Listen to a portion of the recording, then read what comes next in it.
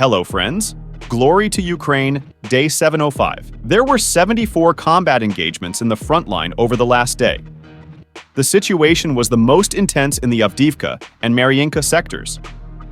Russian troops launched 7 missile and 10 airstrikes, fired 86 times from multiple launch rocket systems at the positions of the defense forces and populated areas. The Russian attacks resulted in deaths and injuries among the civilian population. An educational institution, residential buildings, and other civilian infrastructure were destroyed and damaged. In the occupied lands, the Russian soldiers of the Judgment Day Battalion without shame and conscience are blowing up ordinary houses with civilians with FPV drones, bragging and posting it on the net.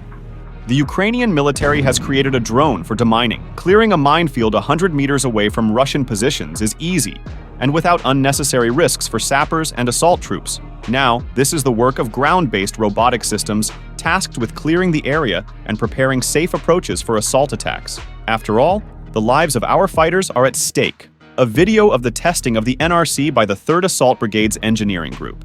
The unit's robotization is ongoing, and more new technologies are to come.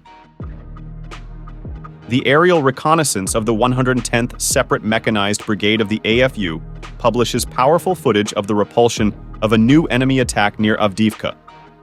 The infantry and tank crew, who were lucky to survive this time, had to flee. It is noteworthy that the occupants' armored vehicles are trying to move strictly on the tracks they have made in order not to be blown up by anti-tank mines. As can be seen in these images, the slightest maneuver to the side is death.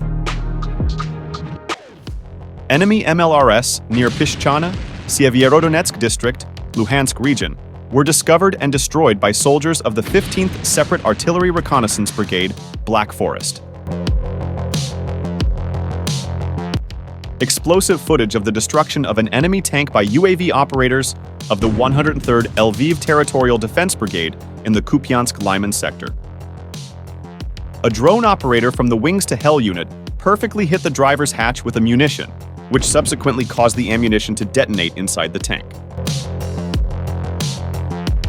The Special Forces of the 46th Airmobile Brigade also work at night. They are clearing the Ukrainian military bases in the Kupiansk sector. The enemy's radio interference also prevents them from working, but they still found a way out. A retransmitter drone flies above the ground, and the bombers work from its radio signal.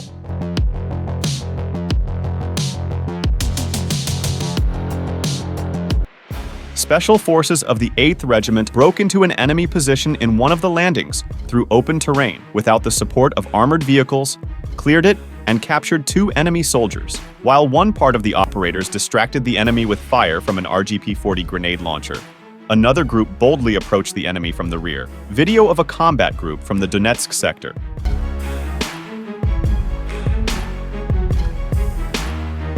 Operators of the Aerobomber UA Aerial Reconnaissance Strike Group came to visit the location of Russian troops.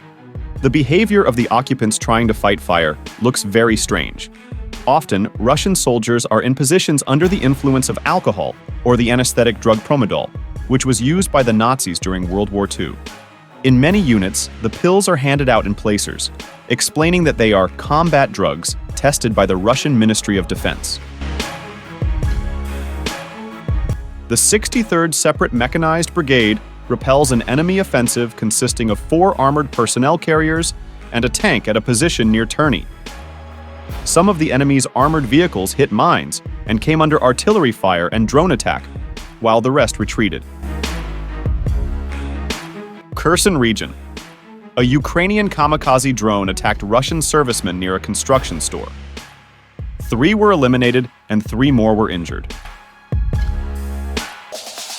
Volunteers have developed a reusable ground drone for mining enemy positions. This invention is able to go to a dangerous area, drop a mine, and return home unharmed.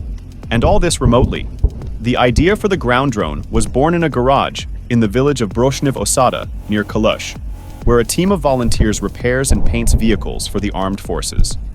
The men worked on the drone for over 3 weeks. The drone has a problem with visualization. It is possible to install a video transmitter, but the electronic warfare system is operating at the front line, jamming the video. And this is where an aerial drone comes in to help, to monitor the movement on the ground. Dear friends, thank you very much for watching. Please subscribe to the channel and like the video so that more people can learn the truth. I will prepare more interesting and fiery videos for you.